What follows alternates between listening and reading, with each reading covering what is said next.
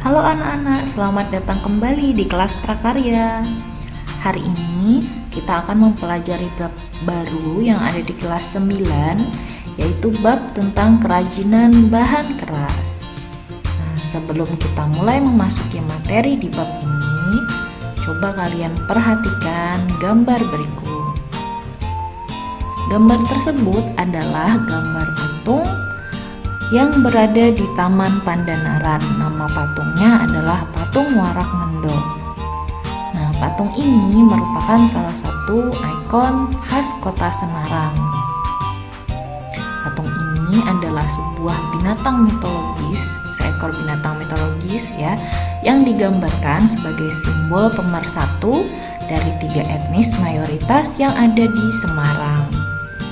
Nah, dari bagian-bagian tubuhnya sendiri itu mewakili 3 etnis mayoritas yang ada di Semarang tadi. Yang pertama, dari tubuhnya ada naga yang melambangkan etnis Cina, kemudian buruk yang melambangkan etnis Arab, dan juga kambing yang melambangkan etnis Jawa. Nah, sekarang pertanyaannya, terbuat dari apa patung ini? Nah, kalau kita amati di gambar, patung tersebut terbuat dari logam. Betul sekali.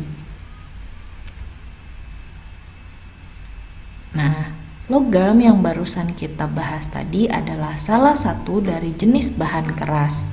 Di sini kita akan membahas bagaimana cara kita untuk membuat kerajinan dari bahan keras.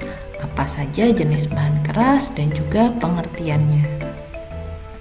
Nah, kita masuk ke pengertian kerajinan bahan keras. Kerajinan bahan keras itu adalah produk kerajinan yang dibuat dari bahan keras seperti kayu, logam, batu, dan lain-lain.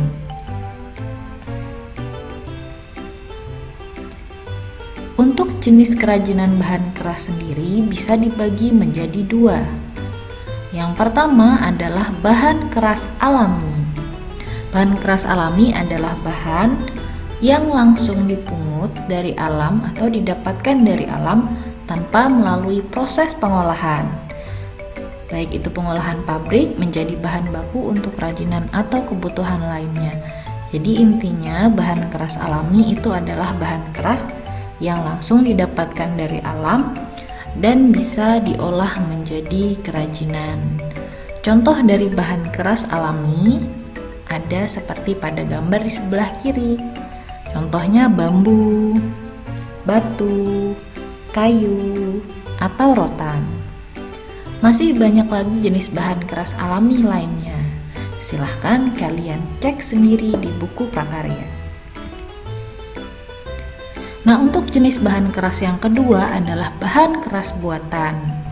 Bahan keras buatan ini adalah bahan yang sudah mengalami proses pengolahan pabrik dengan berbagai teknik dan campuran bahan kimia yang menghasilkan bahan baku untuk produk kerajinan atau keperluan dunia usaha lainnya.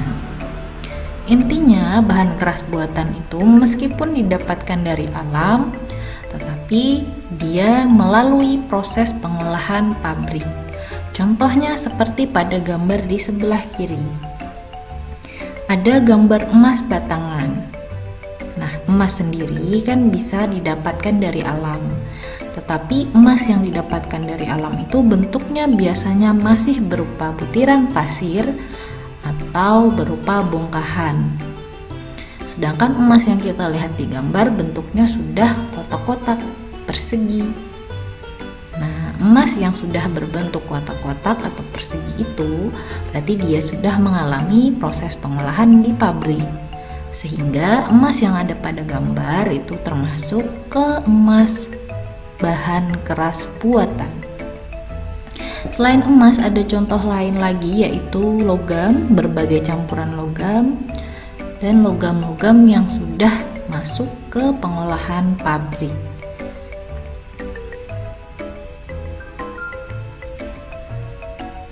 Kemudian untuk karakteristik bahan keras, karakteristik atau sifat bahan keras itu sangat beragam tergantung dari jenis bahannya.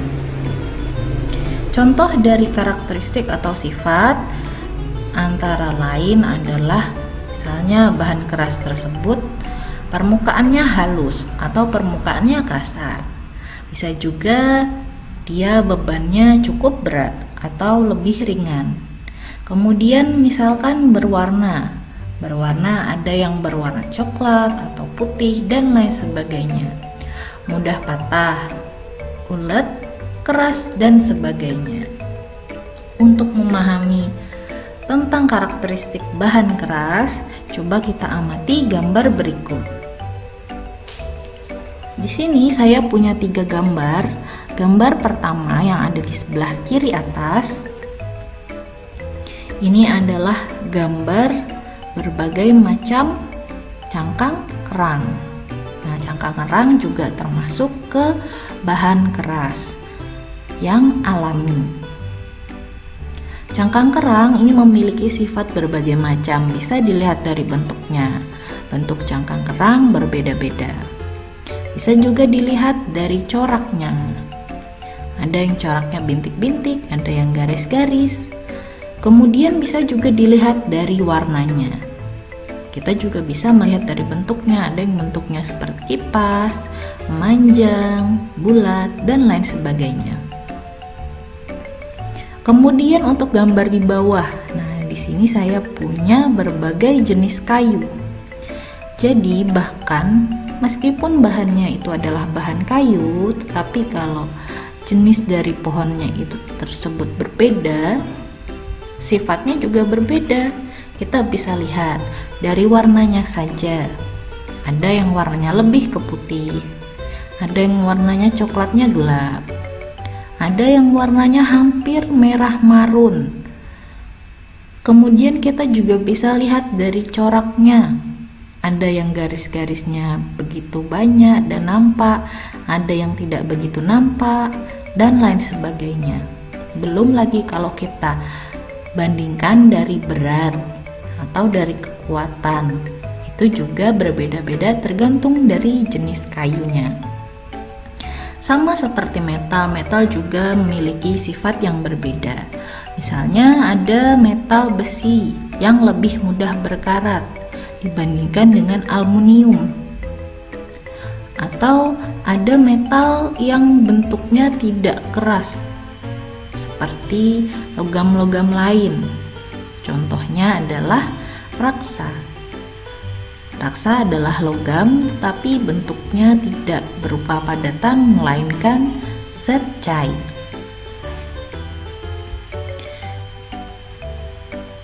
Nah, kemudian untuk teknik pembuatan kerajinan dari bahan keras, itu teknik yang digunakan pun bermacam-macam, tergantung dengan bahan yang digunakan dan juga desain apa yang mau kita buat. Contoh dari teknik kerajinan bahan keras diantaranya ada teknik potong, ikat, tempel, press, bubut, scroll, tempa, dan lain-lain. Nah, di sini ada beberapa gambar teknik kerajinan yang digunakan di bahan keras. Kita bisa lihat dari gambar yang pertama dari pojok kiri paling atas, itu adalah teknik bubut. Teknik bubut menggunakan alat yang berupa batang besi yang panjang yang di dalam ini bagian dalam, yang nanti batang besinya itu akan memutar benda yang akan dibuat kerajinan. Kalau di sini kayu yang digunakan, jadi batang besinya memutar kayu tersebut dan kayunya berputar. Kemudian pengrajin tinggal membentuk kayu tersebut. Ini mirip seperti pembuatan kerajinan keramik, tapi bedanya kalau keramik dia kan berputarnya tidak horizontal ya, tapi vertikal. Nah, kemudian kita masuk ke teknik kedua yang ada di sebelah kanannya, masih di atas. Nah, ini adalah teknik kerajinan ukir. Bisa digunakan pada bahan jenis kayu maupun batu. Kemudian kita masuk ke gambar kiri bawah. Nah, gambar kiri bawah ini adalah merupakan teknik tempa. Teknik ini biasanya digunakan untuk membuat kerajinan yang berbahan logam. Caranya adalah dengan memanaskan logam sampai dia memerah, kemudian logam yang sudah memerah dipukul-pukul sehingga menghasilkan bentuk yang kita inginkan. Kemudian untuk gambar yang sebelah kanannya ini adalah gambar teknik tempel atau sambung. Kemudian terakhir di sini ada gambar teknik anyam. Nah, teknik anyam ini bisa digunakan pada kerajinan bahan keras yang berupa rotan atau bambu.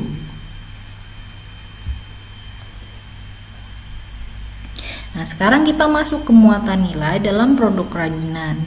Di dalam produk kerajinan terdapat muatan nilai, diantaranya ada 4 nilai. Yang pertama adalah nilai fungsional. Jadi maksudnya dalam benda kerajinan yang dibuat itu harus memiliki fungsi atau kegunaan. Contohnya kita bisa lihat pada kerajinan jam tangan ini. Jam tangan yang dari kayu.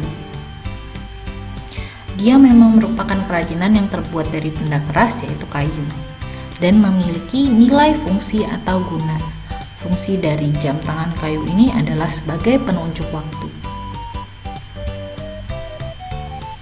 Kemudian pada nilai yang kedua adalah nilai informatif.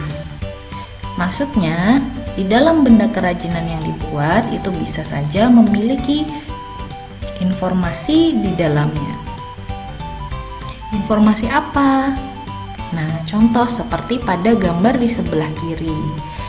Di dalam gambar ini kita bisa lihat bahwa ini adalah kaos yang bertuliskan kata Semarang. Berarti si pembaca atau yang melihat kerajinan tersebut akan berpikir bahwa baju itu dibuat di Semarang atau baju itu dibeli di Semarang. Jadi ada nilai informatif di dalam benda kerajinan tersebut. Yang ketiga adalah nilai simbolik.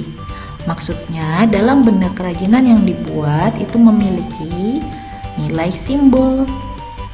Contohnya kita bisa lihat pada gambar di sebelah kiri. Di sini adalah gambar kerajinan dari ukir kayu. Tapi kalau kita amati ada 2 tokoh pewayangan khas Indonesia. Nah, dari 2 tokoh ini saja itu sudah merupakan simbol dari tokoh pewayangan Indonesia. Jadi kita bisa langsung tahu. Kemudian nilai yang keempat adalah nilai prestis. Nilai prestis ini maksudnya bahwa dalam benda kerajinan yang dibuat itu harus memiliki nilai wibawa atau prestis. Atau bahasa lebih mudahnya itu memiliki kemewahan. Contoh kita bisa lihat pada gambar sebelah kiri. Di sini ada sebuah tas yang bahannya adalah kulit. Kalau tas kulit kita bandingkan dengan tas biasa yang dari kanvas, tentu saja tas kulit memiliki nilai wibawa atau prestis yang lebih daripada tas kanvas.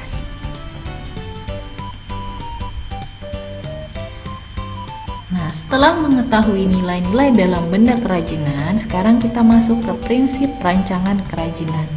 Jadi, ketika kita merancang sebuah kerajinan, ada beberapa prinsip yang harus diperhatikan. Yang pertama adalah prinsip kegunaan atau utility. Maksudnya, benda kerajinan yang kita buat itu harus mengutamakan nilai praktis atau kegunaan. Intinya benda kerajinan itu harus memiliki kegunaan. Contoh, kita bisa lihat di gambar ini adalah kerajinan dari kayu yang berbentuk cangkir ya. Nah, cangkir atau alat makan dari kayu. Tentu saja kegunaannya adalah sebagai tempat untuk kita menaruh air atau tempat kita menggunakan untuk minum. Ada fungsinya dan sesuai dengan kebutuhan. Yang kedua itu adalah prinsip kenyamanan atau comfortable. Maksudnya dalam benda kerajinan yang kita buat itu harus menyenangkan dan memberikan kenyamanan bagi pemakainya. Contohnya adalah gambar di sebelah kiri. Di sini kita bisa melihat kerajinan gelas dari kayu yang ada pegangannya, beda dengan gelas yang sebelumnya yang tanpa pegangan. Kalau gelas yang ada pegangannya, ketika kita mengisi dengan air panas, tentu saja yang meminum itu tidak akan memegang gelasnya dan kepanasan karena ada pegangannya. Jadi si pemakai merasa lebih nyaman. Yang ketiga adalah nilai keluasan atau flexibility. Maksudnya, pada benda kerajinan yang kita buat itu harus memiliki keserasian antara bentuk dan juga wujud benda dengan nilai gunanya. Contoh, seperti pada gambar di sini saya punya gambar sendal, ya, sendal perempuan. Nah, karena ini adalah sendal untuk perempuan, tentu saja bentuk disesuaikan dengan anatomi dan juga ukuran kaki perempuan. Yang keempat adalah prinsip keamanan atau safety. Maksudnya pada benda kerajinan yang kita buat itu tidak boleh membahayakan si pemakainya. Contoh seperti pada gambar di sebelah kiri, ini adalah sepatu yang digunakan untuk bermain bola. Sepatu ini memiliki duri yang mencegah si pemakai tergelincir saat sedang berlari di lapangan yang berrumput. Jadi ada keamanan yang diperhatikan dalam pembuatan benda kerajinan. Contoh lain adalah misalnya dalam membuat kerajinan yang berhubungan dengan peralatan makan. Tentu saja kita membuatnya dengan bahan-bahan yang aman digunakan ketika digunakan sebagai alat makan. Yang kelima adalah prinsip keindahan atau estetik. Maksudnya, dalam benda kerajinan yang kita buat tentu saja harus memperhatikan keindahan. Contoh kita bisa lihat pada gambar. Di sini saya punya dua gambar meskipun sama-sama tas berwarna putih, ya, sama-sama tas putih. Tetapi untuk tas putih yang pertama yang ada di atas ini kan hanya polos saja, tidak ada tambahan aksesoris lain atau hiasan lain atau ornamen lain, dan bahan bakunya kualitasnya juga biasa. Tetapi untuk gambar yang kedua kita bisa lihat ada tambahan hiasan atau ornamen, kemudian ada coraknya juga, kemudian kualitas bahannya juga lebih bagus. Nah, tentu saja tas yang kedua ini terlihat lebih indah daripada tas yang pertama. Nah, setelah mengetahui prinsip-prinsip tentang kerajinan, di sini ada contoh gambar-gambar kerajinan yang berbahan dasar bahan keras. Ada contoh kerajinan dari botol kaca, ada juga contoh kerajinan dari ranting kayu, ada juga contoh kerajinan dari stik es krim, dan ada juga contoh kerajinan dari bahan kayu, potongan kayu. Nah, ini juga merupakan referensi, salah satu referensi pilihan kalian ketika nanti kalian membuat proyek kerajinan bahan keras. Nah, setelah mempelajari materi yang sudah Ibu sampaikan, selanjutnya kalian harus melihat Classroom, kemudian bagi yang tertinggal untuk mencatat bisa mendownload materi kerajinan bahan keras, kemudian menjawab latihan tugas yang sudah Ibu share di Google Classroom. Nah, terima kasih atas perhatiannya. Tetap semangat, jaga kesehatan, dan jangan lupa subscribe. Kita berjumpa lagi minggu depan. Assalamualaikum warahmatullahi wabarakatuh.